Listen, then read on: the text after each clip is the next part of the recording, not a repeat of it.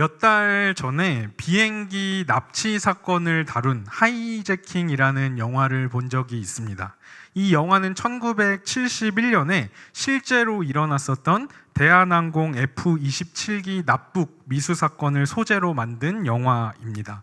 당시에 그 비행기에는 승객 60명과 승무원 5명이 타고 있었습니다.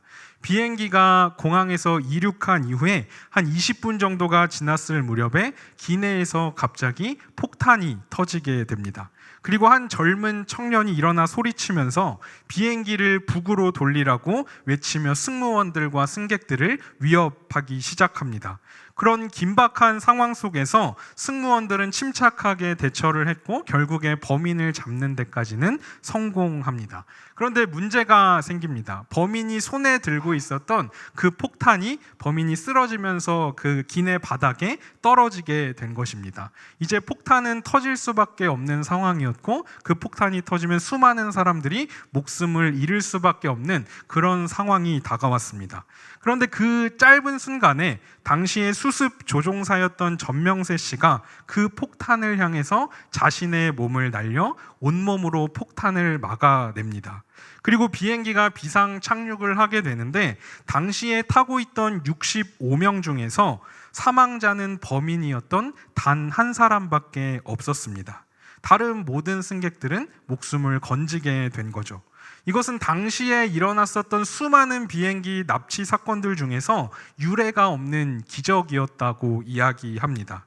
그런데 이러한 기적 뒤에는 한 사람의 숭고한 희생이 있었습니다. 자신의 온몸으로 그 폭탄의 폭발을 막아냈던 전명세 씨는 결국 병원으로 긴급 이송하던 중에 숨을 거두게 됩니다. 그 한 사람의 희생이 나머지 63명의 생명을 살리게 된 것이죠. 우리나라가 여전히 안타깝고 부족한 모습들이 있기는 해도 지금처럼 자유롭고 평화로운 나라가 될 수 있었던 것은 수많은 사람이 이 나라를 위해서 희생하고 목숨을 바쳤기 때문입니다. 우리 교회도 마찬가지죠. 우리 교회가 50년이 넘는 세월 동안 이렇게 건강하고 아름다운 교회로 세워질 수 있었던 이유가 무엇입니까? 수많은 분들의 희생과 수고가 있었기 때문입니다. 그냥 교회가 세워지고 자연스럽게 흘러온 것 같지만 사실 그렇지 않습니다. 많은 분들이 교회를 위해서 눈물을 흘리며 기도했고 또 교회를 세우는 일에 자신의 몸과 시간과 물질을 바쳤기 때문에 지금까지 교회가 올 수 있었던 것이죠. 그 수많은 분들의 희생과 수고 위에 우리 교회가 이렇게 아름답게 세워진 것입니다. 우리가 읽은 이 말씀 속에서 예수님은 한 가지 비유를 통해서 아주 놀랍고 중요한 진리를 말씀하십니다. 또 한편으로 이 말씀은 예수님의 삶이 어떠한 삶이었는지를 한 문장으로 압축해서 우리에게 보여주고 있기도 합니다. 우리 같이 본문 24절 말씀을 같이 읽어보도록 하겠습니다. 내가 진실로 진실로 너희에게 이르노니 한 알 그대로 있고 죽으면 많은 열매를 맺느니라. 예수님께서 이 미랄의 비유를 통해서 희생과 죽음이 많은 열매를 맺게 된다는 것을 말씀하십니다. 이어지는 내용과 연결시켜서 표현을 해보자면 희생과 죽음으로 인해서 생명이 주어지게 된다는 것이죠. 우리가 이 말씀을 조금 더 이해하기 위해서는 예수님께서 지금 어떤 상황 속에서 이 말씀을 하고 계신지를 한번 생각해 볼 필요가 있습니다. 먼저 예수님께서 이 말씀을 하고 계신 때는 유월절이 일주일도 남지 않은 때였습니다. 요한복음 12장 1절을 보면 예수님께서 유월절 엿새 전에 베다니로 오셨고 또 12절에서는 그 이튿날에 예루살렘에 입성하셨다고 기록하고 있습니다. 그러니까 예수님께서는 이제 유월절이 되면 자신이 십자가에 못 박히시게 되어 죽음을 맞이하게 될 것이었습니다. 그러니까 예수님이 지금 이 미랄의 비유를 말씀하고 계신 때는 바로 자신의 죽음이 일주일도 채 남지 않은 그런 시점에서 이 말씀을 하고 계신 거죠. 그래서 이 말씀을 보고 있으면 예수님께서 마치 내가 죽기 위해 이 땅에 왔다라고 말씀하고 계신 것 같은 느낌을 받게 됩니다. 특별히 오늘 본문의 바로 앞부분을 보면 유대인의 명절을 맞아서 헬라인 몇 사람들이 제자들을 찾아옵니다. 여기서 헬라인은 유대인이 아니라 이방인들을 가리키는 표현입니다. 그 이방인들이 예수님을 만나고자 했고 예수님의 제자였던 안드레와 빌립이 예수님께 그것을 조심스럽게 여쭈어 봅니다.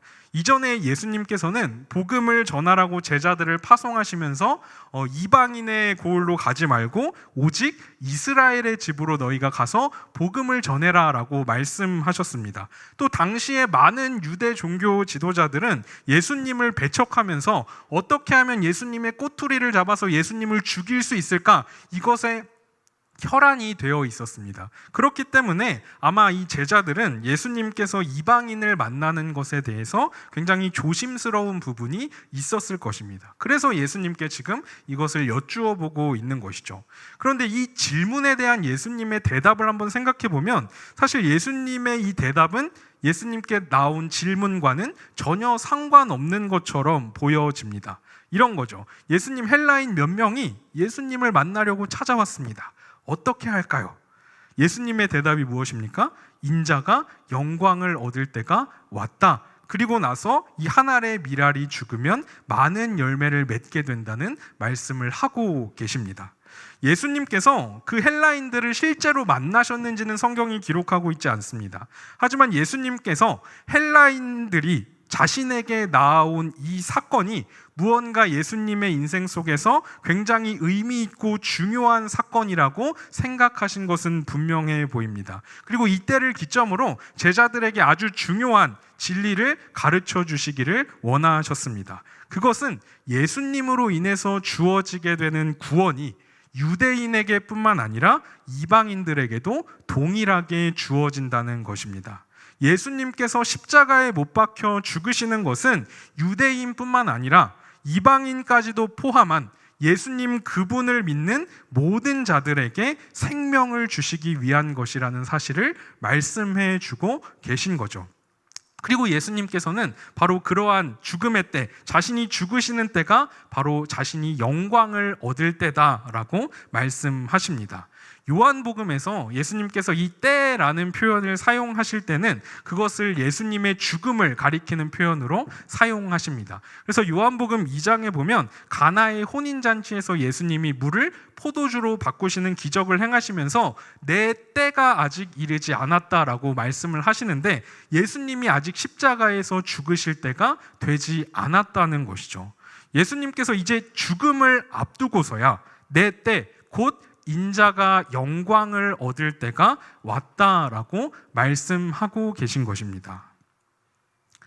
저는 고기를 먹는 것을 좋아하지만 고기를 굽는 것도 굉장히 좋아합니다. 그래서 정성을 들여서 이렇게 고기를 딱 굽고 정말 먹음직스럽게 구워진 그 고기를 볼 때 왠지 모를 성취감이 제 안에 차오릅니다. 그리고 누군가가 당신 고기를 참 잘 굽네요 이렇게 인정해주고 칭찬하는 것을 되게 즐깁니다. 그래서 집이나 식당에서 고기를 구울 일이 생길 때마다 이제 내 때가 왔다 이런 생각을 하면서 고기를 굽습니다. 바로 이때가 내가 영광을 얻게 되는 때다 이런 생각으로 고기를 굽는 것이죠.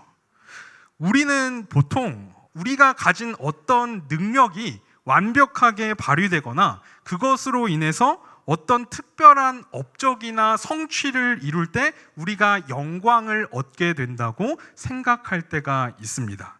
예를 들어 저와 같은 목사의 경우는 어떻습니까? 설교를 기가 막히게 잘할 때 영광을 얻게 되겠죠. 부모의 경우는 어떻습니까? 자녀의 양육에 성공하고 누가 봐도 저 자녀 참 잘 키웠다 이런 칭찬을 듣게 될 때 그럴 때 영광을 얻게 된다고 생각합니다. 일을 하고 있는 사람이라고 한다면 그 일을 통해서 충분히 누릴 만한 수입도 얻게 되고 나름대로 보람도 느끼면서 그 일에 대해서 다른 사람들의 인정과 존중을 받는 그런 것을 통해서 영광을 얻게 된다고 생각합니다. 교회의 경우는 어떻습니까? 매주 새로운 사람들이 등록하고 잘 짜여진 행사와 프로그램들이 일정에 맞게 딱딱 완벽하게 진행되고 그래서 수많은 사람들이 막 함께 모여서 예배하는 그 모습 속에서 영광을 얻게 된다고 생각할 수 있다는 거죠. 그런데 적어도 오늘 말씀에서 예수님께서 말씀하고 계신 그 영광을 얻을 때는 이러한 모습들과는 거리가 먼 것처럼 보여집니다. 예수님께서 언제를 자신이 영광 얻을 때라고 말씀하고 계신지 한번 보십시오. 예수님께서 죽으실 때였습니다. 예수님의 죽음은 당시에 많은 사람들에게 실패와 패배처럼 보여지는 사건이었습니다. 예수님의 십자가에서의 죽음은 유대인들에게는 하나님의 저주를 받는 사건이었고, 이방인들에게는 사회의 가장 끔찍한 범죄자가 처형되는 그런 사건이었을 뿐입니다. 하지만 예수님께서는 자신이 십자가에서 죽으시는 그때를 가리켜서 바로 인자가 영광을 얻을 때다라고 말씀하고 계십니다. 다시 한번 우리는 예수님께서 이 말씀을 하고 계신 상황을 좀 생각해 볼 필요가 있습니다. 예수님께서 이 말씀을 하실 때 그곳에 찾아온 헬라인들이 같이 있었는지 없었는지는 알 수 없지만 적어도 예수님의 제자들은 그 자리에 있었습니다. 다른 제자들은 몰라도 빌립과 안드레가 그 자리에서 예수님의 말씀을 듣고 있었던 것은 확실해 보입니다. 여기서 예수님께서 제자들에게 가르쳐 주시고자 했던 또 한 가지 중요한 원리가 있습니다. 그것은 바로 영광은 죽음을 통해서 주어지게 된다는 것입니다. 오늘 본문의 바로 앞부분에는 예수님께서 예루살렘에 입성하시는 내용이 기록되어 있습니다.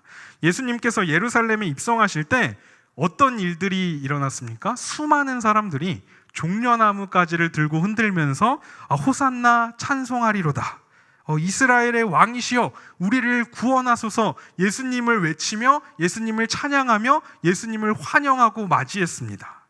한 역사학자는 당시에 유월절을 맞아서 예루살렘으로 많은 유대인들이 모이게 됐고 그 수가 약 200만 명 정도가 됐을 것이다 라고 이야기합니다. 우리나라도 이제 명절이 되면 많은 사람들이 고향으로 가서 그곳에서 명절을 지키게 되죠. 그런 것처럼 유대인들도 유월절이라는 그 유대인의 가장 큰 명절을 맞아서 수많은 사람들이 예루살렘에 모였습니다. 그래서 200만 명이 좀 과장된 숫자라고 할지라도 예루살렘에 모인 사람이 굉장히 많았다는 것 정도는 충분히 짐작해 볼 수 있는 거죠. 그런데 그곳에 모인 그 수많은 사람들이 지금 종려나무 가지를 들고 예루살렘으로 입성하고 계신 그 예수님을 찬양하고 환영하고 맞이하고 있는 것입니다. 그 광경이 얼마나 웅장했겠습니까? 그런데 그 예수님 옆에 누가 있었죠? 바로 제자들입니다. 수많은 사람들의 환대 속에서 예수님과 함께 성으로 들어오고 있는 그 제자들의 마음이 어땠을까요? 와, 이거 봐. 역시 내가 예수님 따르기 잘했어. 이렇게 많은 사람들이 지금 예수님을 왕으로 고백하고 있잖아. 내가 바로 예수님의 오른팔이야. 이제 예수님이 곧 왕좌에 오르시면 내 인생도 이제 끝이야. 내 인생 이제 성공이다. 다 폈다. 이런 생각들을 하지 않았겠습니까? 실제로 누가복음을 보면 예수님께서 죽으시기 전날 밤에 제자들 사이에는 그들 중에 누가 크냐라는 다툼이 있었다고 성경은 기록하고 있습니다. 또 제자들 중에 일부는 실제로 예수님께 자신들을 예수님의 우편에, 예수님의 좌편에 앉게 해달라고 청탁하기도 했습니다. 이러한 제자들의 모습은 제자들이 예수님께서 얻으실 그 영광을 성공과 승리와 힘으로 얻어내는 그런 영광으로 생각하고 있었다는 것을 보여주고 있습니다. 그런 마음을 가지고 있던 제자들에게 이제 예수님께서 말씀하고 계신 거죠. 내가 얻게 될 영광은 그런 방식으로 이루어지는 것이 아니다. 내가 얻게 될 영광은 바로 죽음을 통해서 이루어진다.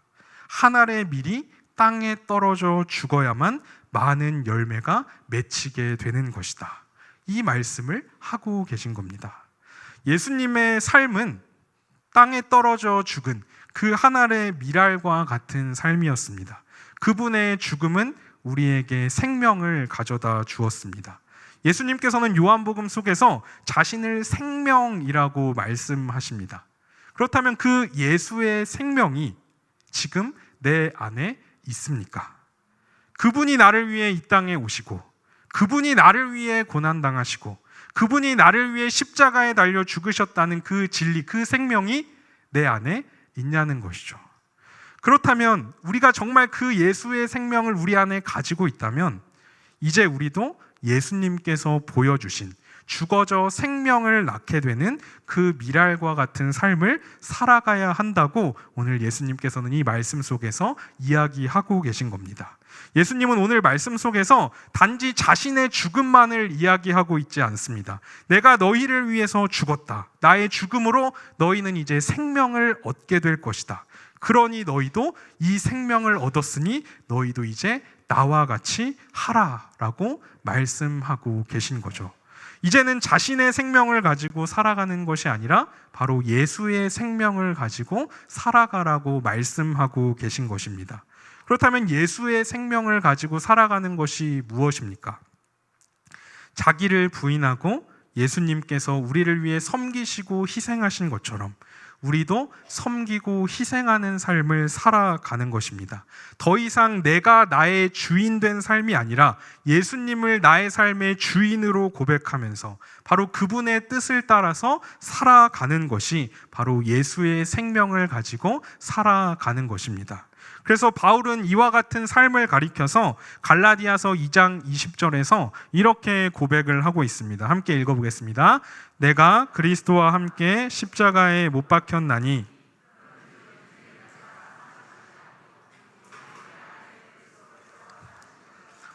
이제 내가 육체 가운데 사는 것은 나를 사랑하사 나를 위하여 자기 자신을 버리신 하나님의 아들을 믿는 믿음 안에서 사는 것이라. 아멘. 이 세상은 힘이 있고 돈이 있고 명예가 있고 성공이 있고 능력이 있어야만 영광을 얻고 열매를 얻을 수 있다고 외치고 있습니다. 하지만 예수님께서는 분명하게 말씀하시죠. 아니다. 진짜 영광은, 진짜 열매는, 그것을 맺을 수 있고 얻을 수 있는 유일한 방법은 바로 희생과 죽음을 통해서다. 한 알의 밀이 땅에 떨어져 죽어야만 많은 열매를 맺을 수 있다. 내가 너희를 위해 한 알의 밀알이 되어 죽은 것처럼 너희도 한 알의 밀알이 되어 사람들을 위해 생명을 다해라. 그럴 때 많은 열매가 맺혀지게 될 것이다 라고 말씀하고 계신 겁니다. 우리가 누군가를 위해서 희생하고 그들을 섬기는 일, 그들을 위해 죽는 일은 결코 쉬운 일이 아닙니다. 저에게 아이가 생기고 그 아이가 태어나기를 기다리면서 육아에 대한 여러 가지 책들과 또 영상들을 보았습니다. 왜냐하면 주변에서 육아가 정말 너무 힘들다라는 것을 숱하게 들어왔기 때문에 나름대로 준비를 하려고 했던 거죠. 그런데 그런 내용들을 보다 보면 가끔 쉬운 육아 이런 내용들이 있는 것을 본 적이 있습니다. 그래서 한편으로 제 안에 소망이 생겼습니다. 아, 그래. 잘 준비하고 대처하면 나름 쉽게 아이를 키울 수 있겠구나. 저는 이 생각이 얼마나 헛된 것인지 아이가 태어나고 며칠 되지 않아서 깨닫게 되었습니다. 많은 부모님들의 이야기를 들으면서 쉬운 육아라는 것은 존재하지 않는구나 하는 것을 깨닫게 되었습니다. 물론 아이를 다 키우신 부모님들이야 과거의 기억들이 좀 아름답게 미화돼서 나는 그래도 수월하게 아이를 키웠어 이렇게 생각하실 수도 있지만 사실 아이를 키울 그 당시에는 부모의 생명을 갈아 넣어서 이 아이를 키우게 됩니다. 실제로 아이가 태어날 때 어머니들은 죽음을 각오해야 합니다. 그 이후에 이어지는 모든 양육의 과정들 역시도 부모의 희생과 죽음 없이는 제대로 이루어질 수가 없습니다. 한 아이가 태어나면 그냥 이 아이가 혼자 막 자라는 것 같지만 사실은 부모의 그 희생과 죽음을 통해서 그 생명이 자라가게 되는 것이죠. 요즘에 많은 부부들이 아이보다는 자기 자신을 중요하게 생각합니다.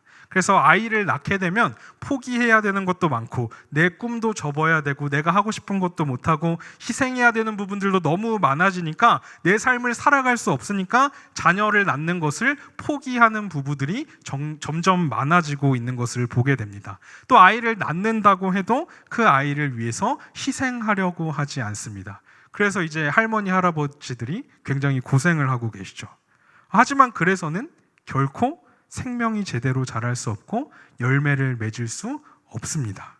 한 영혼이 예수님께로 돌아오기 위해서는 누군가의 희생과 죽음이 필요합니다. 기독교 역사 가운데 많은 영적인 거장들이 있지만 그 중에 한 사람을 꼽으라고 한다면 어거스틴을 꼽을 수 있습니다. 어거스틴은 30년이 넘는 그 인생을 방탕하고 방황하며 살았습니다. 하지만 이후에 예수님을 만나고 또 예수님께 돌아오게 되면서 남은 평생을 또 주님을 위해 살게 되고 또 기독교의 중요한 교리들을 세워가는데 아주 중요한 역할을 감당하게 됩니다. 그런데 그가 그의 고백록이라는 책에서 자신이 예수님께로 다시 돌아올 수 있었던 이유에 대해서 이렇게 기록하고 있습니다. 주님의 충실한 종이셨던 어머니는 나를 위해 우셨습니다. 세상의 어머니들이 사랑하는 자식의 죽음 앞에서 우는 것보다 더 심하게 주님을 향해 울었습니다. 그래서 어거스틴은 그 어머니의 눈물의 기도와 희생으로 인해서 자신이 예수님께 돌아올 수 있었다고 고백하고 있습니다. 예수님을 따르는 이 희생과 죽음은 결코 쉬운 일이 아닙니다. 하지만 그 희생과 죽음은 생명을 낳는 길이고 많은 열매를 맺는 길이고 영광을 얻는 길입니다. 이 죽음의 길은 예수님께도 결코 쉬운 길이 아니었어요. 오늘 읽진 않았지만 27절 말씀을 보면 예수님께서 자신의 죽음에 대해서 말씀하시고 나서 지금 내 마음이 괴롭다라고 표현하십니다. 만약 그래서 이 피할 수 있는 길이 있다면 이 길을 피하기를 원한다고까지 말씀하고 계십니다. 그런데 이어서 이렇게 고백하시죠. 그러나 내가 이를 위하여 이때에 왔나이다. 이것이 무슨 의미입니까? 나의 뜻이 아니라 아버지의 뜻을 행하겠다는 것입니다. 나의 원대로 마옵시고 아버지의 뜻대로 되기를 원한다고 기도하고 계신 거예요. 예수님이 이 희생과 죽음의 길을 걷는 게 힘드셨다면 우리가 그 희생과 죽음의 길을 걸어가려고 할 때 당연히 힘들지 않겠습니까? 예수님이 이 희생과 죽음의 일을 감당하시기 위해 하나님께 이토록 간절하게 기도하셨다면 우리도 그 희생과 그 죽음의 길을 가기 위해 간절히 기도해야 되지 않겠습니까? 예수님께서는 죽기 위해 이 땅에 오셨습니다. 왜냐하면 예수님의 죽음만이 우리에게 생명을 줄 수 있는 유일한 길이었기 때문입니다. 예수님께서는 예수님의 생명을 받은 우리가 이제 이 길을 걷기를 원하십니다. 씨앗이 심겨지고 그것이 자라고 열매 맺게 되기까지 많은 어려움들이 있습니다. 모든 뿌려진 씨가 다 열매를 맺게 되는 것은 아닙니다. 하지만 우리가 예수님을 따름으로 뿌린 그 희생과 그 섬김과 그 수고의 씨앗은 반드시 열매를 맺습니다. 26절을 보면 우리가 예수님을 따라서 누군가를 섬기고 우리가 예수님을 따라서 누군가를 위해 희생하는 그것을 예수님을 섬기는 것으로, 예수님을 위해 희생하는 것으로 여겨주신다고 말씀하고 있습니다. 그리고 하나님 아버지께서 그것을 귀히 여기신다고 이야기하고 있습니다. 그 희생과 섬김이 겉으로 볼 때는 아무런 결과물을 만들어내지 못하는 것처럼 보여질 수도 있습니다. 그래서 그것이 실패한 것처럼 보이고 그것이 무의미한 것처럼 보여질 수도 있습니다. 하지만 예수님께서 뭐라고 말씀하고 계십니까? 내 아버지께서 그를 귀히 여기시리라 라고 말씀하고 있습니다. 이것은 우리에게 주어진 영광스러운 약속이에요. 모두가 그것을 실패라고 외치고 모두가 의미 없다고 소리칠지라도 하나님께서는 그 수고와 그 희생과 그 섬김을 귀한 것으로 여기시고 그를 인정해 주시겠다고 약속하고 있는 것입니다. 1956년에 미국의 짐 엘리엇과 4명의 친구들은 에콰도르의 아우카 부족에게 복음을 전하기 위해서 비행기를 타고 그곳에 들어갑니다. 그런데 호전적이었던 이 아우카 부족은 5명의 젊은 선교사들이 비행기에서 내리자 무자비하게 창과 도끼를 휘둘렀고 5명 모두가 복음을 제대로 전해보기도 전에 다 죽임을 당하게 됩니다. 그런데 나중에 그 선교사들의 시체를 확인해 보니까 그들의 주머니에는 권총을 다 가지고 있었다고 합니다. 그러니까 얼마든지 그 총을 뽑아서 자신을 지킬 수 있었음에도 불구하고 그렇게 하지 않고 자신들이 복음을 전하기 위해 찾아간 그 부족에게 죽임을 당하는 것을 선택한 것입니다. 미국의 언론은 이 사건을 보도하면서 장래가 유망한 젊은 선교사들의 그 죽음을 불필요한 낭비다라고 표현했습니다. 겉으로 봤을 때 그 일은 분명히 실패였습니다. 말 한마디 제대로 해보지도 못하고 무의미하게 죽은 것처럼 보여졌기 때문이겠죠. 하지만 몇 년이 지나고 이 젊은 선교사들의 아내들이 다시 그 부족을 찾아갑니다. 그리고 그곳에서 여러 해 동안 부족을 섬기면서 헌신합니다. 이후에 아우카 부족은 그녀들이 바로 자신들이 오래전에 죽였었던 그 선교사들의 아내들이었다는 것을 알게 됩니다. 그리고 그들의 숭고한 희생과 섬김에 감동을 받아서 예수님께로 돌아오게 되는 역사가 일어납니다. 이들이 예수님께로 돌아올 수 있었던 이유가 무엇입니까? 아무 의미 없어 보이는 그 젊은 선교사들의 희생과 죽음이 있었기 때문입니다. 그처럼 순교한 짐 엘리엇의 일기장에는 이러한 고백들이 적혀 있었다고 합니다. 주님, 성공하게 하소서. 높은 자리에 오른다는 것이 아니라 제 삶이 하나님을 아는 그 가치를 드러내는 전시품이 되게 하소서. 영원한 것을 얻기 위해 영원하지 않은 것을 버리는 자는 절대 어리석은 자가 아니다. 이런 고백들이 그의 일기장에 기록되어 있었습니다. 이들이 자신의 생명을 아끼지 않고 예수님을 알지 못하는 그 부족에게 나가서 그들을 위해 기꺼이 희생하고 순교할 수 있었던 이유가 무엇입니까?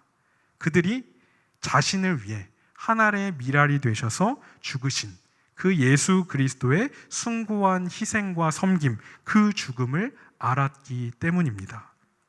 우리가 예수님께로 나아갈 수 있게 된 것은 예수님께서 우리를 찾아와 주셨기 때문입니다.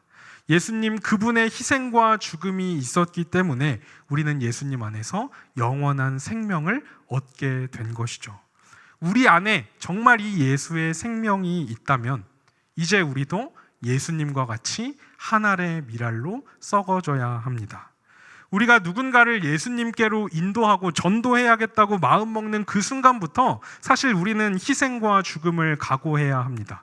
우리가 예수님을 전한다는 그 이유 때문에 누군가로부터 조롱당하거나 모욕을 당할 수도 있습니다. 때로는 내가 하고 싶은 것, 내가 원하는 것들을 포기해야 할 것이고 상대방에 대한 막대한 헌신이 우리에게 요구될 수도 있습니다. 어쩌면 그토록 수고하고 헌신했음에도 불구하고 여전히 그 사람에게는 아무런 변화도 나타나지 않는 것처럼 보여질 수도 있습니다. 하지만 우리가 오늘 이 말씀을 기억할 수 있기를 바랍니다. 하나님께서는 예수님을 위해 감당하는 우리의 그 모든 희생과 그 모든 수고와 헌신, 그 죽음을 결코 헛되이 여기지 않으십니다. 하나님께서 그것을 그 무엇보다 귀하게 여기시고 그 일을 행하는 우리를 존귀한 자로 인정해 주시겠다고 분명하게 약속하고 계십니다. 그리고 하나님의 때에 그 열매가 풍성하게 맺히게 되도록 역사하실 것입니다.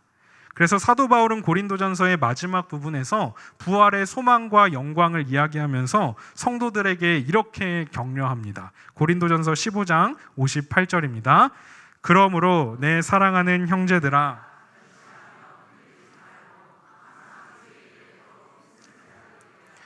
이는 너희 수고가 주 안에서 헛되지 않은 줄 알미라. 아멘. 너희 수고가 주 안에서 헛되지 않은 줄 알미라. 왜 그 수고가 헛되지 않을까요? 하나님께서 그 수고를 다 아시고 다 보시고 기억하고 계시기 때문입니다. 우리가 10월 달에 새생명 축제를 준비하는 가운데 있습니다. 혹시 지금 마음에 떠오르시는 분들이 계십니까? 그분들에게 다가가셔서 그분들을 섬기시고 그분들을 위해 희생하십시오. 그것이 바로 예수님께서 우리에게 보여주신 열매 맺는, 생명을 얻는, 영광을 얻는 원리이고 가장 최고의 방법입니다.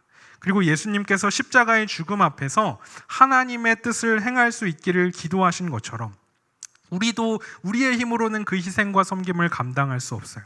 그렇기 때문에 그 희생과 섬김을 감당할 수 있는 그 은혜를 우리 안에 부어주시도록, 그 예수의 생명으로 우리의 마음을 충만하게 채워주시도록 기도할 수 있기를 바랍니다. 그래서 우리 모두가 한 알의 밀알로 썩어져서 많은 열매를 맺는 그런 삶을 살아갈 수 있기를 소망합니다.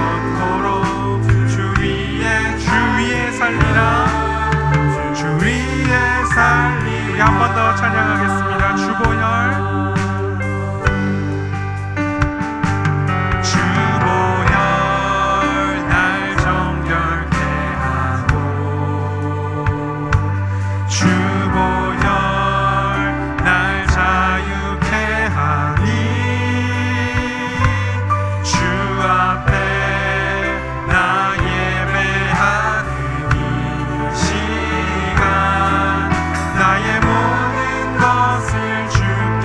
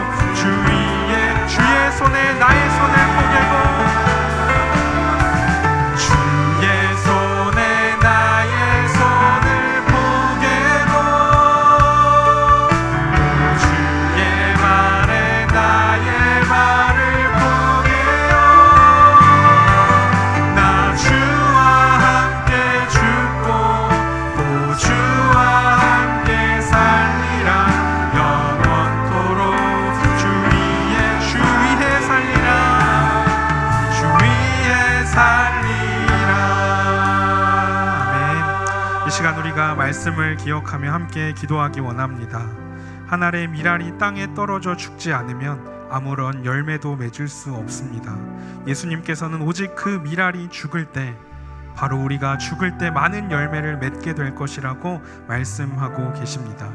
먼저 한 알의 밀알이 되셔서 우리에게 생명을 주시기 위해 죽으신 그 예수 그리스도를 기억하면서 우리의 삶이 예수님의 그 삶을 따라갈 수 있도록, 우리에게 그 희생과 섬김을 감당할 수 있는 그 은혜를 부어주시도록, 그 생명을 우리에게 부어주시도록 이 시간 우리가 이 말씀을 기억하면서 다 함께 합심해서 기도하도록 하겠습니다.